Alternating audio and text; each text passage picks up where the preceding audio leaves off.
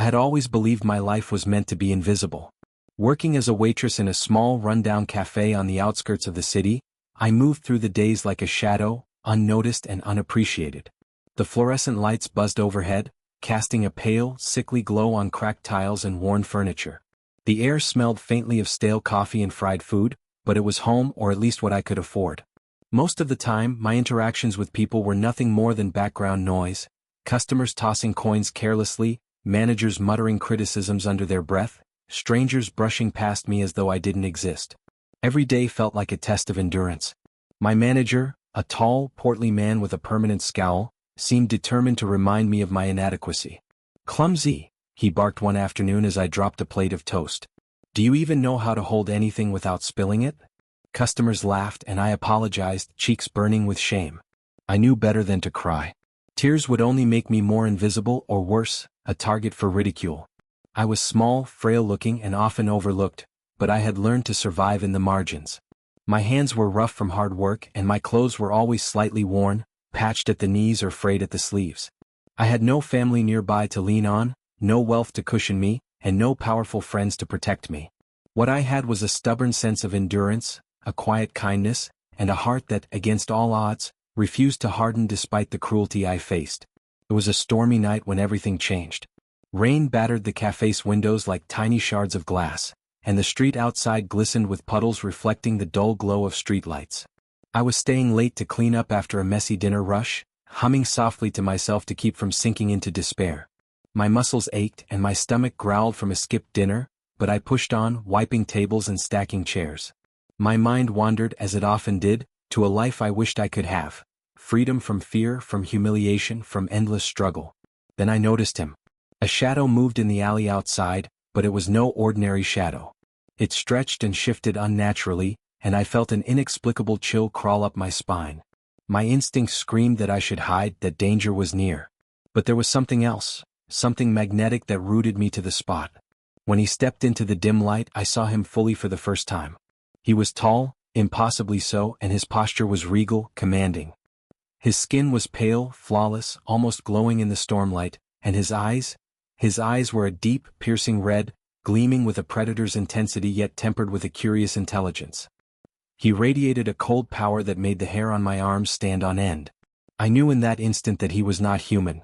Stories of vampire royalty had always seemed like myths, meant to scare children.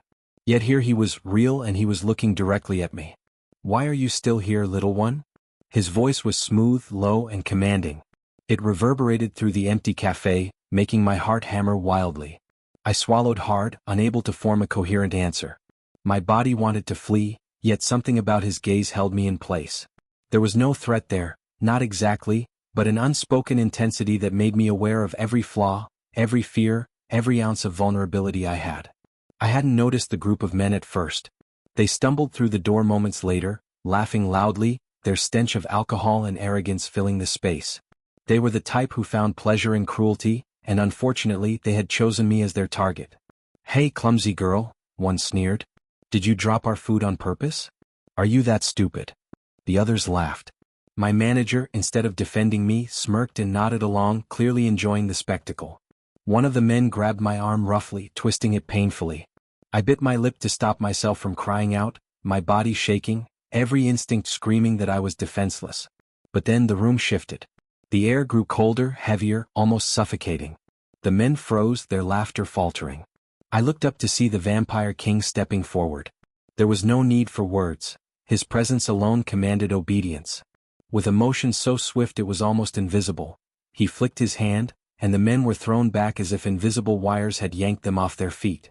They landed in a heap, stunned and terrified. Their eyes widened as they scrambled to escape.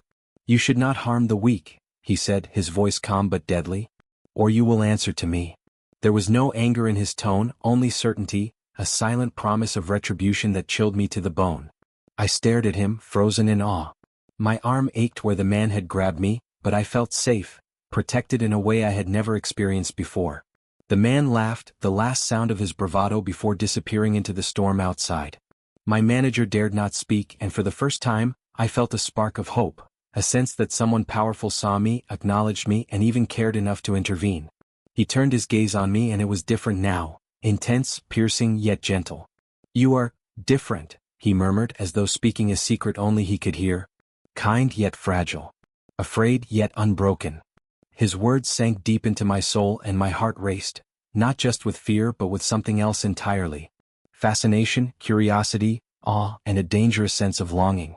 Before I could respond, he was gone, slipping into the night as silently as he had arrived, leaving behind only the echo of his presence and a fluttering heartbeat I could no longer ignore.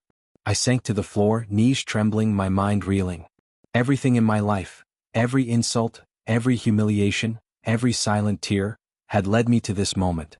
And somehow, in ways I couldn't yet understand, I felt that my life had been forever changed. For the first time, I realized I was not as invisible as I thought.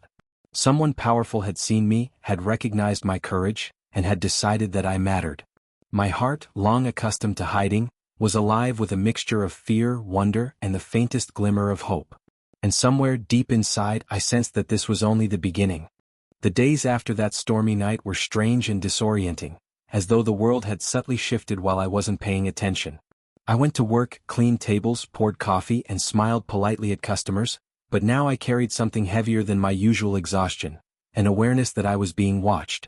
The memory of the Vampire King's eyes, piercing and red, haunted me. I could still feel his presence in the room, in the cold air that clung to my skin, in the rapid beating of my heart. I tried to tell myself it was impossible. A human girl like me could never capture the attention of a being so powerful, a creature whose name alone was whispered with reverence and fear among those who knew of his existence. And yet, something had changed. The fear that usually followed me, of cruel customers, scolding managers, judgmental strangers, had softened. It was replaced by a strange courage, a quiet defiance I didn't understand. Work was unbearable as always. The managers sneered, customers mocked, and coworkers ignored me. But I noticed little acts of kindness that previously went unnoticed. The way I instinctively helped a child spill his drink, the way I offered my coat to a shivering elderly woman waiting for the bus. Each small gesture gave me a sense of purpose I had never felt. I began to wonder if the Vampire King had seen something in me before, some flicker of courage or kindness that others overlooked. One night, alone in my tiny apartment, I discovered something I couldn't explain. My grandmother had left me an old locket when she passed, a delicate, tarnished piece that I had worn every day without much thought. But that night, as I held it in my hands, it began to glow softly. A warmth radiated from the metal, seeping into my skin, into my very bones. The air in the room thickened, and I felt compelled to whisper words I didn't consciously know, words in an ancient, melodic language that flowed from my lips naturally. The locket clicked open to reveal a hidden compartment. Inside was a small, folded parchment, brittle with age. I unfurled it and saw intricate symbols, words in the old tongue, the language of vampires and the supernatural elite. My pulse quickened. I didn't know how I could read it, how I even understood the rhythm of the words. All I knew was that I was drawn to them, as though the locket itself had been waiting for me to discover it, waiting for me to find the courage to speak its secrets aloud. I couldn't sleep that night. A force within me tugged me toward the abandoned cathedral on the hill outside the city. Rain had softened to a drizzle, and moonlight spilled through broken stained-glass windows, painting the cracked stone floors with fractured colors. I walked there cautiously, my heart hammering in my chest, my hands gripping the locket tightly. When I reached the main hall, I froze. He was there, the Vampire King, standing in a shaft of moonlight, eyes as red and intense as I remembered. "You came," he said, his voice calm but layered with curiosity. "I knew you would." I don't know why," I stammered, my voice barely above a whisper. "I didn't mean to. My words failed me. How could I explain that some invisible force had drawn me here, that an old locket had led me straight to him? "You are more than you know," he said, stepping closer. Every movement he made was precise, deliberate, like a predator circling its prey, but I didn't feel like prey. Somehow I felt chosen. "There is a power within you hidden until now. It calls to me and I cannot ignore it." Before I could respond, a memory from my childhood surfaced. Fragments of my grandmother speaking in hushed tones about destiny and the bloodline of those chosen to walk between worlds. She had always said that some humans carried an unrecognized connection to the supernatural, and that their hearts could draw attention even from the highest of the immortal elite. Until now, I had thought her words were mere fairy tales meant to comfort me. But standing in front of him, I realized she had been warning me, guiding me, preparing me for this moment. The Vampire King's gaze softened imperceptibly as he studied me. Your kindness, your courage, even in the smallest acts, has not gone unnoticed. The world may overlook you, but I do not. And soon, others will notice as well. I felt a strange warmth inside me, a mixture of fear and exhilaration. Everything I had endured, the ridicule, the humiliation, the loneliness, was beginning to make sense. My weakness, my invisibility had not been flaws. They had been preparation. I realized for the first time that I might have a purpose far greater than surviving the day-to-day cruelty of the human world. The nights that followed brought more revelations. One evening, a child, a customer's little girl, fell at the cafe and scraped her knee. The wound wouldn't stop bleeding, no matter how much I tried to apply bandages or ice. Panic surged through me as I watched the crimson spread across the child's dress. And then, instinctively, I whispered the words of the old tongue. The bleeding slowed, then stopped completely. The child looked up at me wide-eyed, while her mother gasped in disbelief. I felt a thrill of fear and exhilaration. This was no ordinary human power. I had somehow healed her, just as instinct demanded, and the realization shook me to my core. It was then that I understood the depth of my connection to the Vampire King. The locket, the ancient words, my unexplained abilities, they were all tied to him, to a world I had never imagined. My heart raced not only with fear but with anticipation. I knew now that my life had changed irrevocably. I could not return to my old, invisible existence. Something had awakened inside me, a power, a destiny, and a bond that transcended anything I had ever known. Even as I lay awake that night, staring at the ceiling, I felt him again. A shadow flickered outside my window, gone as quickly as it appeared, leaving only the echo of his presence. My heart thumped, wild and unsteady, and I whispered into the dark, "I'm ready. Whatever this is, I'll face it." I realized then that this was not merely the beginning of a strange, supernatural encounter. It was the beginning of a journey that would test my courage, my compassion, and my heart. The world of humans and vampires, once separate and distant, had collided in my life. And at the center of it all stood the Vampire King, watching, waiting, and somehow believing in me when no one else had. In that moment, I understood a truth that would define everything that followed. Even the most invisible, fragile human could capture the attention of the most feared being alive.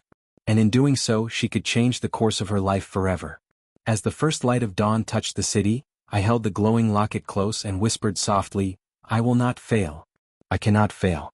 Not now, not ever." For the first time I felt alive, and more importantly I felt chosen. Life had begun to shift in ways I never could have imagined. The cafe, once a place of humiliation and invisibility, now felt strangely alive with tension and possibility. I moved with a newfound confidence, small but undeniable, a spark that had been ignited the night the Vampire King had saved me. But along with that confidence came danger. Shadows seemed longer now, whispers carried on the wind, and I could sense eyes on me even in the bright light of day. I was not prepared for the truth. The supernatural world had taken notice. Lesser vampires, ambitious and envious, had begun observing me. They were drawn to me, not for malice, not yet, but because the Vampire King's interest in a human girl was unheard of, a challenge to the rigid hierarchies of their hidden society. It was dangerous to be noticed, and yet I could not hide. My life, my very existence, was entwined with his now, and I was learning, slowly, what that entailed. One night, returning home from my apartment after my late shift, I felt the air thicken, heavy and oppressive. The streetlights flickered in warning as I walked quickly, clutching the old locket around my neck. Something moved in the shadows ahead, a figure tall and tense, knife glinting faintly in the dim light. My stomach sank. I had no training, no weapon, no plan. I was human, fragile, defenseless. Yet my heart thumped with defiance, fueled by the memory of him, the memory of protection I could not explain. "Stop," a voice called, low and threatening. I froze. The figure stepped closer, revealing a man whose face was partially obscured, eyes gleaming with malice. His intentions were clear. He had come to harm me. Before I could react, darkness spilled across the alley, thick and sudden. He froze, and I felt a force like a living shadow sweep over him. The Vampire King emerged from the gloom, movement liquid and precise, almost too fast to see. He stepped between me and the intruder, his presence alone radiating a power that made my knees weak. "You are mine to protect," he said, his voice both possessive and deadly, carrying the weight of centuries. "Harm her again, and you will regret it for all eternity." The man lunged with the knife, but in an instant he was thrown backward as if invisible hands had propelled him. He hit the pavement with a thud and scrambled to his feet, terror etched across his features. Red eyes followed him, unblinking as he fled into the darkness. My legs trembled and I could barely breathe. The adrenaline coursed through me like fire. The king turned to me, his expression inscrutable, but there was a faint softening in the way he regarded me. "You must understand," he said quietly, "that danger will follow you now. Others will try to take advantage of your connection to me. You are no longer invisible. And that means you are vulnerable." I can't fight them," I whispered, my voice trembling. "I'm just me." "You are more than you know," he replied, stepping closer, his presence warming the cold night air around me. "Your courage, your kindness, your ability to see what others ignore. That is your strength. Even in danger you do not falter. That is why I cannot leave you." Something shifted inside me at his words. It wasn't just fear anymore, it was purpose, a burning determination to survive, to learn, to become someone worthy of standing beside him. I had thought my life was meaningless, filled only with humiliation and struggle. Now I realized it had been preparation for this. Preparation for connection, for power, for love that transcended mortal understanding. The following days were a blur of tension and discovery. I tried to live normally, walking the streets, returning to the cafe, and interacting with the world I had once accepted as cruel but inevitable. Yet danger lingered at every corner. Shadows flitted in my peripheral vision, whispers followed me on the wind, and I began to recognize patterns, subtle signs of supernatural beings watching, assessing, waiting. One afternoon, while tending to the usual chaos of spilled coffee and grumbling customers, I felt it, a whisper of movement behind me, a chill brushing against my neck. I turned instinctively, only to see a figure retreating into the alley. My heart raced. Something about the encounter was familiar. It felt like a warning, a prelude to a greater threat.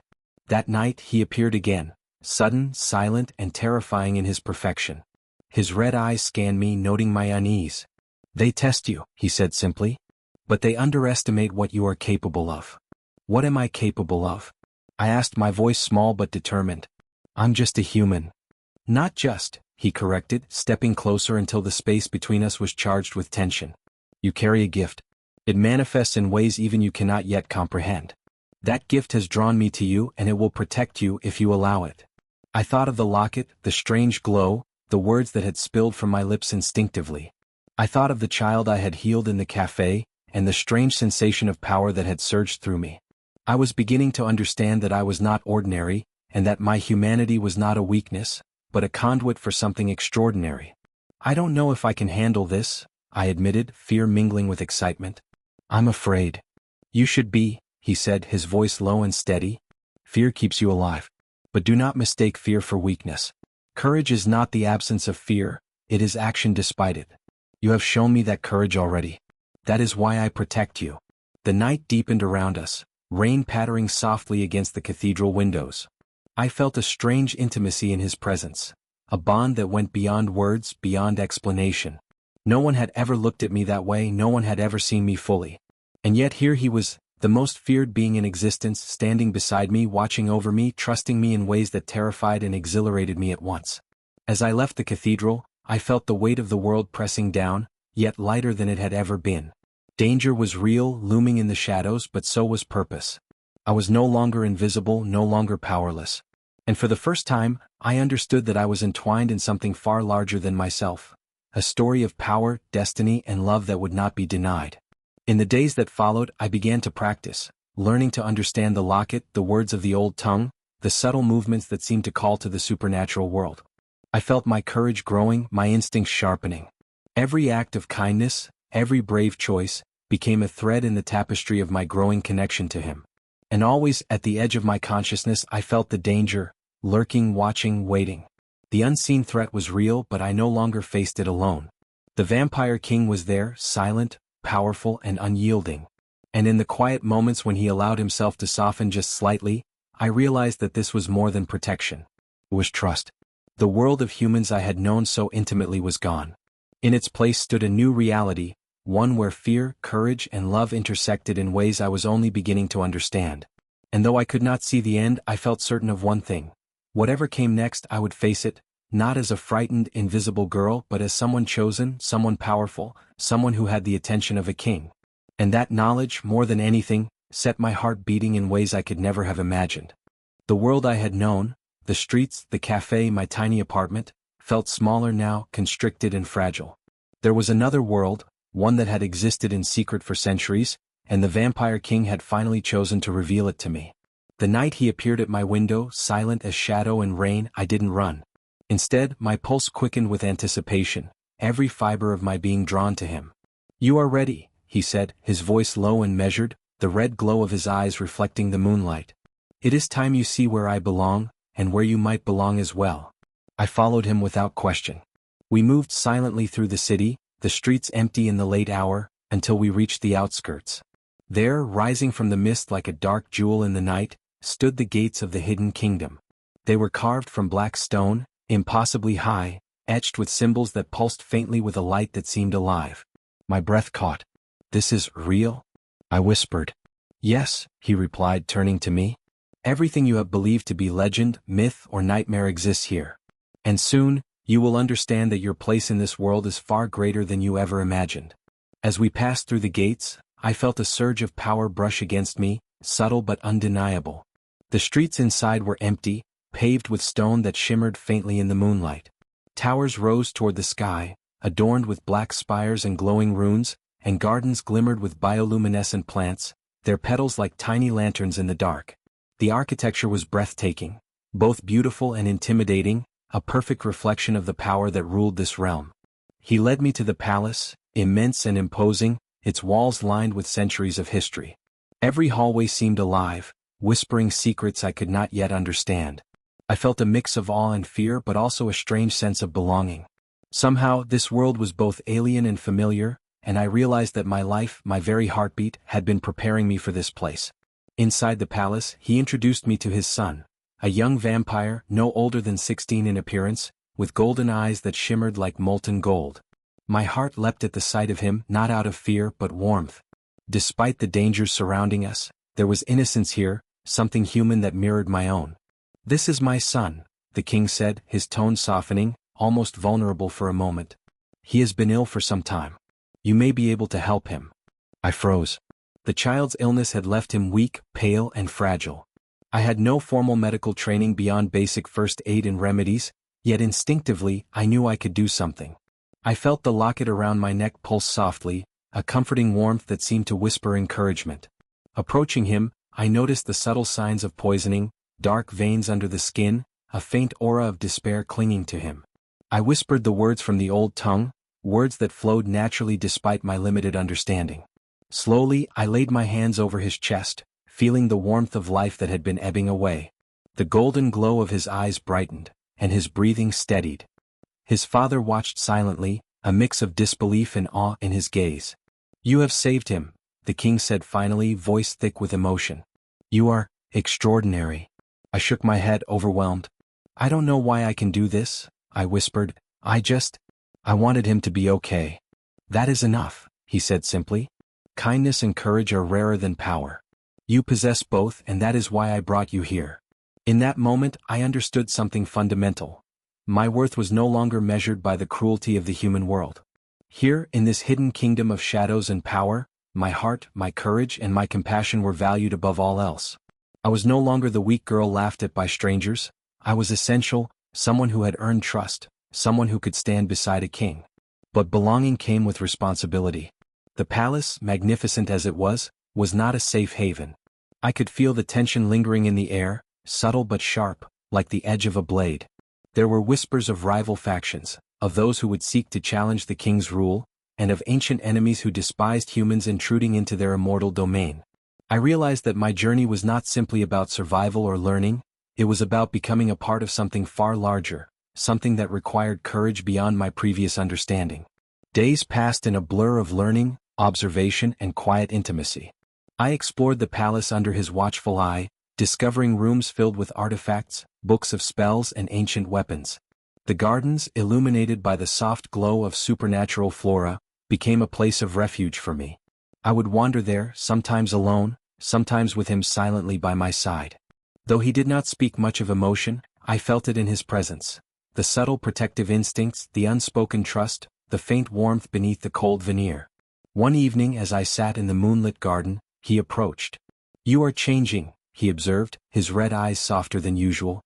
"The world is harsh, Yet you are learning to navigate it with strength and compassion. That is rare, even among the immortal elite. I looked up at him, my heart racing. I never wanted power, I said honestly. I want to survive.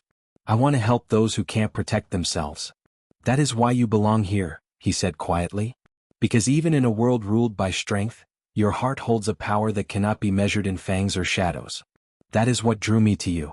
For the first time, I allowed myself to meet his gaze fully, unflinching. In the depth of those crimson eyes, I saw centuries of solitude, the weight of responsibilities, and a yearning for connection I could hardly comprehend. And I realized something terrifying and thrilling. He had chosen me not as a servant, not as a curiosity, but as someone essential to his life. Our connection grew silently, in shared glances, in the subtle brushing of hands, in the quiet moments where danger had not yet intruded. But the palace walls, beautiful as they were, did not shield me from the dangers of the supernatural world.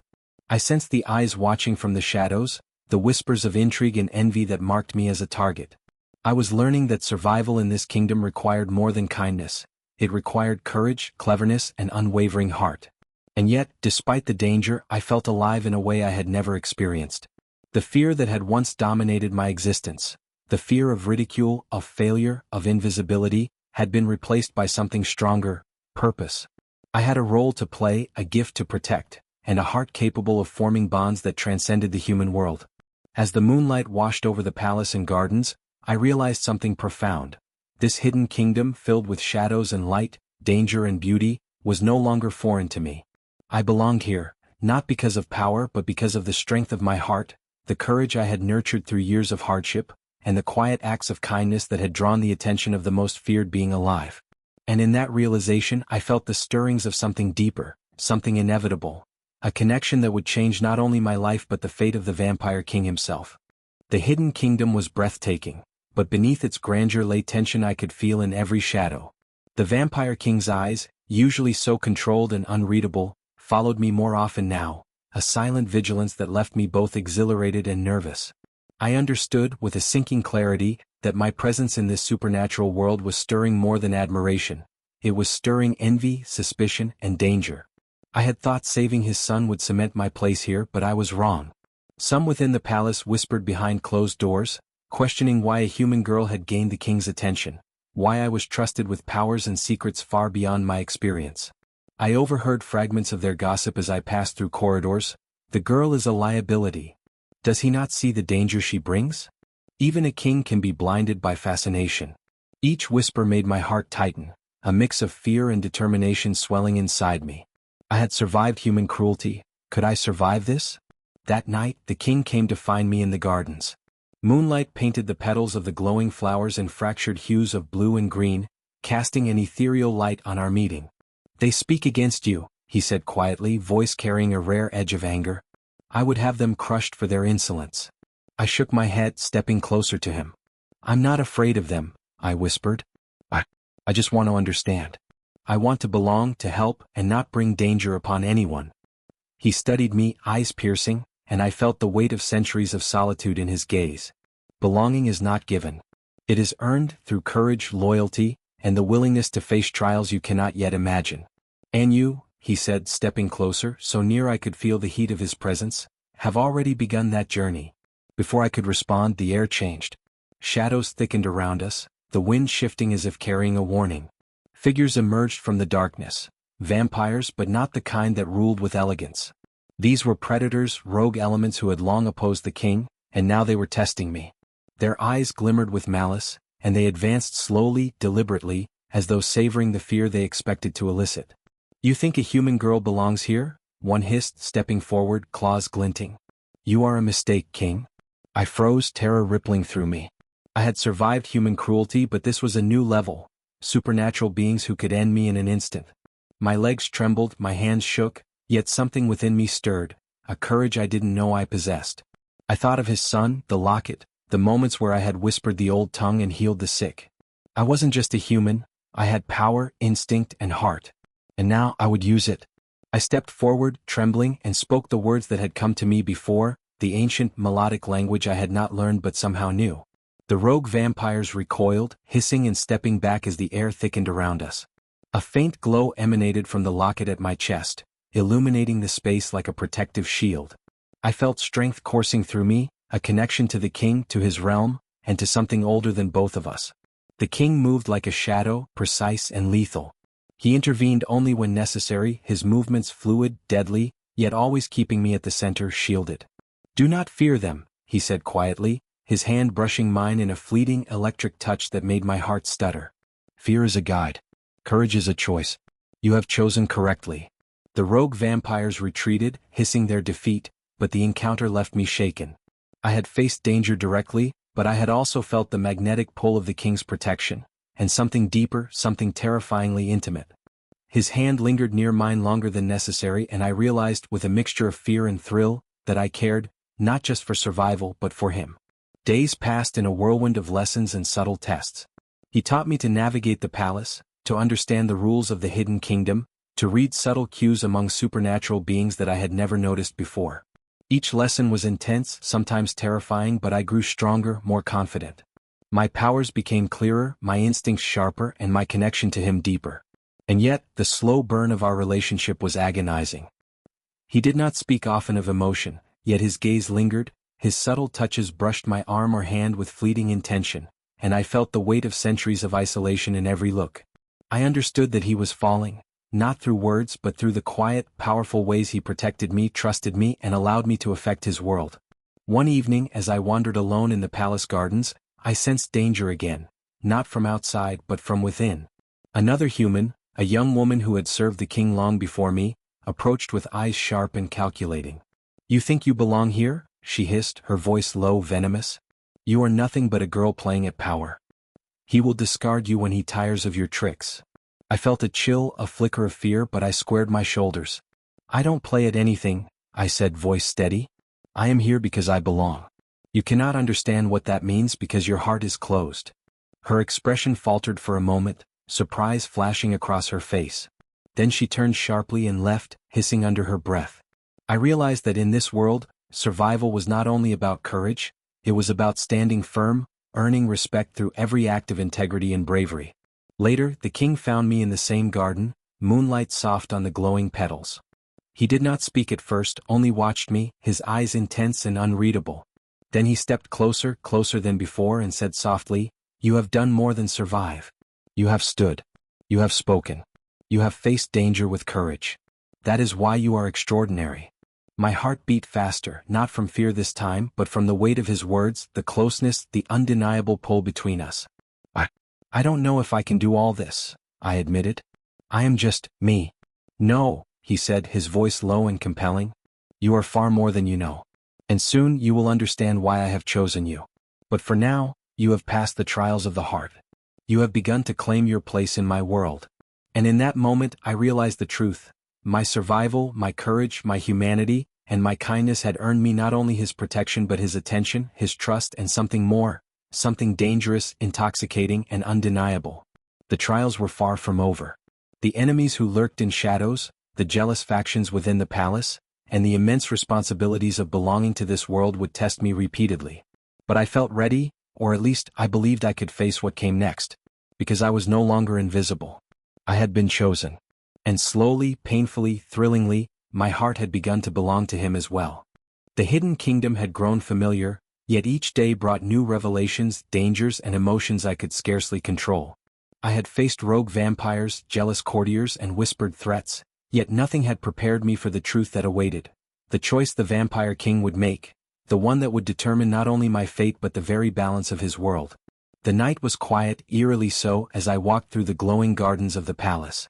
Bioluminescent flowers shimmered in soft blues and purples, reflecting on the marble pathways and casting a magical glow over everything. The king appeared beside me silently as he always did, his presence a combination of awe and dread that left my heart racing. "You have proven yourself," he said, voice low, resonant, carrying the weight of centuries. "In every trial, you have faced danger with courage, acted with compassion, and shown the strength of your heart. But the final choice rests with me." I looked at him, fear and anticipation twisting together. "The choice?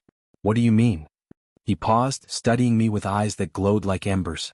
"In the history of my line, humans rarely survive within my court. Those who are allowed entry often pay with their lives, their freedom, or their hearts. But you, You are different. You carry a light that even I cannot resist. I have watched you grow, I have seen your kindness and bravery, and I have realized something that cannot be ignored. I want you by my side not just as a guest, not just as a protector of my son, but as something far more permanent. My pulse quickened. The words trembled through the air like fire, burning both fear and hope into my chest. I had always dreamed of being noticed, of mattering, yet never in the way I felt now. And yet, beneath the thrill lay a creeping doubt. But I'm human, I whispered. I'm weak. I don't belong in your world. Human, yes, he admitted, stepping closer, his gaze intense and unyielding. Fragile, perhaps, but also brave, compassionate, and unwavering in the face of danger. Your humanity is not a weakness, it is a strength. It is what drew me to you, what makes you irreplaceable. I cannot ignore it, or you. The wind stirred, carrying a faint whisper of danger from the edges of the palace, reminding me that our world was never safe. Yet in that moment, all I could feel was the pull between us, the undeniable gravity of centuries of solitude meeting the raw power of human courage. He reached out, brushing a lock of damp hair from my face, his touch gentle yet electrifying. You must understand, he continued, that to stay by my side is not a simple choice. It means leaving the life you once knew, accepting the responsibilities of this world, and stepping fully into a destiny few humans could endure. Are you willing to take that step? I hesitated. Fear rose like a tide, threatening to overwhelm the excitement in my heart. But then I thought of the people I had saved, the child I had healed, the moments I had stood firm in the face of enemies.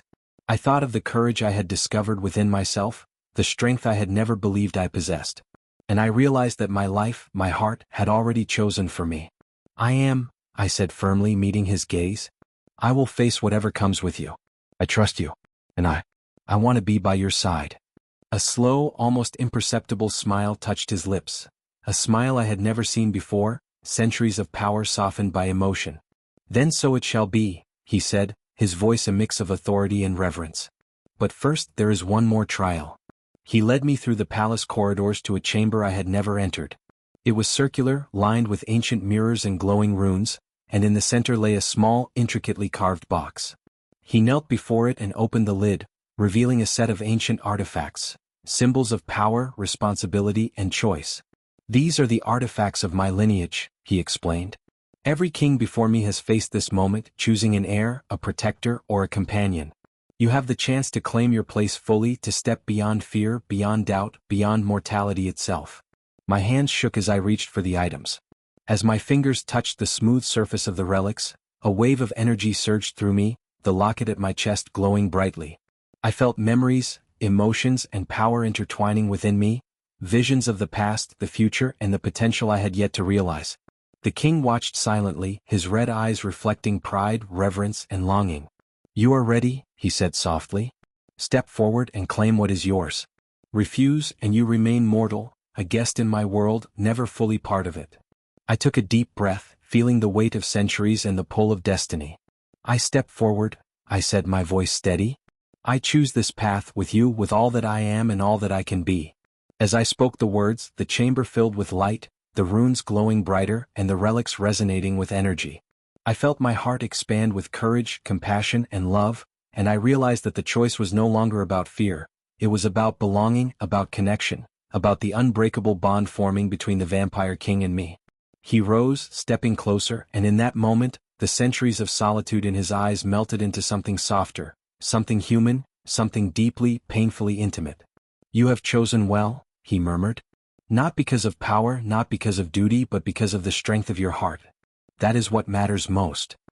He leaned down slowly, giving me a moment to meet him halfway, our faces inches apart.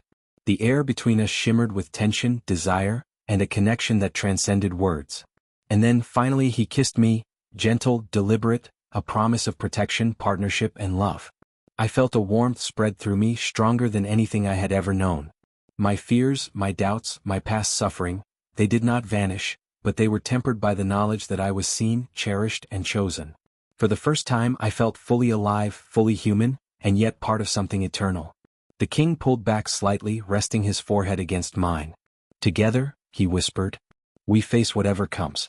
You are my equal, my partner, and my heart. No one can take that from us. I nodded, tears streaming down my cheeks, Not of fear, not of sorrow, but of joy, relief, and the overwhelming realization that I had finally found my place. Together, I echoed. The night stretched around us, serene yet alive with possibility. Outside, danger still lurked in the shadows. Rival vampires, jealous courtiers, and the ever-present challenges of a world I had only begun to understand. But I no longer feared them. I had been tested, tried, and chosen, and I knew that whatever came next, I would face it not as a timid, invisible girl, but as someone who had claimed her destiny. And in the quiet glow of the hidden kingdom, surrounded by centuries of history and power, I realized the truth that had guided me through every trial, every humiliation, every danger. Kindness, courage, and an unwavering heart were forces stronger than fear, hatred, or envy. I had been invisible once. I had been powerless, overlooked, and dismissed. But now I was seen, chosen, and powerful in ways I could scarcely comprehend. And beside me, the vampire king, once distant, cold, and feared by all, smiled softly, knowing that he had found not just a companion, but the one who had changed his immortal heart forever. As dawn approached, the first light of the sun creeping across the glowing kingdom, I whispered to myself, to him, and to the universe, I am ready. We are ready. And nothing will ever make us forget what we have become together. And with that, our journey, once separate, fragile, and uncertain, became one. Forever intertwined, stronger for every trial, and bound by courage, compassion, and love that even eternity could not break.